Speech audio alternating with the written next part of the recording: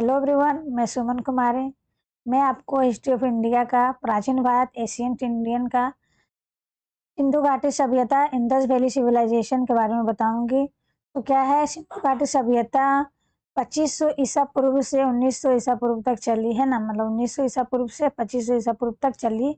और क्या है ये ईसा पूर्व का मतलब क्या होता है, मैं आपको समझाती हूँ। ईसा पूर्व मीन्स ईसा मसीह का जो डेट ऑफ बर्थ है ना, उससे आगे का जो समय था उसी को ईसा पूर्व बोलते हैं। ठीक है, तो सिंधु घाटी सभ्यता कब से कब तक चली? 1900 ईसा पूर्व से 2500 ईसा पूर्व तक। ठीक है, तो चलिए आपको मैं दो छोटी छोटी कहानियां बताती हूँ, उससे आपको सिंधु घाटी सभ्यता का कुछ लाइंस क्लियर होंगे।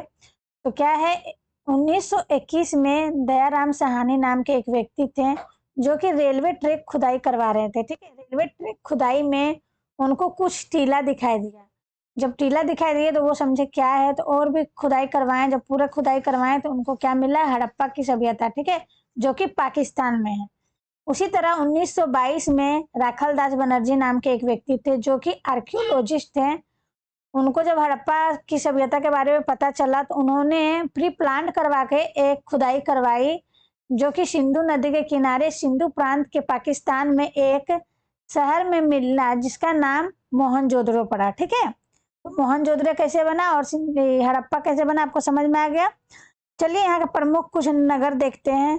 हड़प्पा जो पाकिस्तान में है, मोहनजोदड़ो पाकिस्तान में है, लोथल गुजरात में है, धोलावीरा गुजरात में है, कालीबंगा राजस्थान में है, राखीगढ़ी हरियाणा में है। ठीक है, मोहनजोदड़ो का अर्थ क्या होता है, चलिए समझते हैं। मोहनजोदड़ो का अर्थ होता है मृतकों का टीला, मीन्स मृत्यु का ढेर, जो मृत आदमी का ढेर लगा दे उसी को बोलते हैं मोहनजोदड़ो। ठीक है, लोथल, लोथल किस लिए प्रसिद्ध था? लोथल प्राचीन बंदरगाह के लिए प्रसिद्ध थे, डॉकयार्ड के लिए, मीन्स वहां से नाव, बड़े बड़े जहाज वगैरह से ट्रांसपोर्टिंग वगैरह होती थी, उसके लिए वो प्रसिद्ध थे। ठीक है, कालीबंगा, कालीबंगा जूते जूते हुए खेत के प्रमाण, मतलब कालीबंगा में क्या मिला? जूते हुए, मतलब जुताई हुआ किया हुआ खेत का प्रमाण मिला। उससे क्या पता चलता है कि तब के समय में भी खेती बाड़ी होती थी। ठीक है,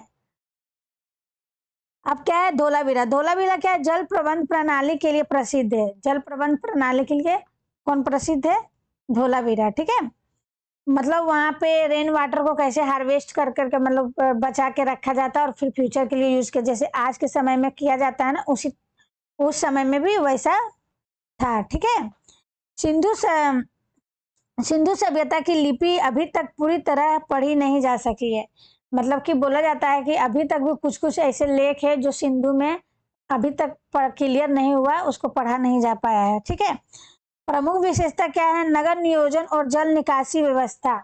मतलब कि तब के समय में भी, जैसे आज के समय में कैसे कि पूरा शहर को वेल प्लान करके बनाया गया, कहाँ पे रेलवे स्टेशन होना चाहिए, कहाँ हॉस्पिटल होना चाहिए, कहाँ पे ऑफिसेस होना चाहिए, कहाँ होटल होना चाहिए, उस समय में भी वैसे ही प्लान कर करके शहर बना हुआ था। ठीक है, देखिए क्या है प्रमुख विशेषता है? सुसंगठित नगर नियोजन, जो भी बताए हैं हम कि पूरा वेल प्लान करके बनाया गया था।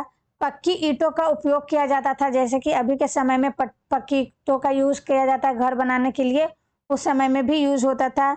जल निकासी की उत्तम व्यवस्था, मतलब कि अभी कैसे रेन वाटर को कैसे निकाला जाए शहर से, ड्रेनेज सिस्टम वगैरह, उस समय में भी ड्रेनेज सिस्टम अच्छे तरह से बनी हुई थी।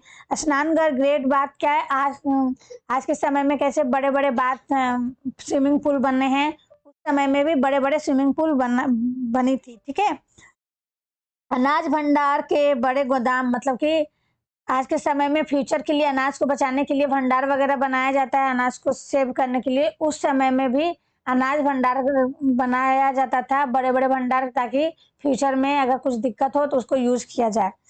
कृषि, पशुपालन, व्यापार का विकास, मतलब कृषि होते थे, खेती बाड़ी होते थे, पशुपालन होते थे, ऐसे और व्यापार का विकास भी होता था। ठीक है, तो आज के लिए इतना ही रखते हैं, अगले क्लास में मैं आगे बताऊंगी। मेरे तो मेरे टेलीग्राम चैनल का लिंक डिस्क्रिप्शन में है, जाके आप वहां पे विजिट करें और ऐसे ही वीडियो पाने के लिए चैनल को सब्सक्राइब करें, लाइक करें एंड मिलते हैं अगले वीडियो में। Thank you.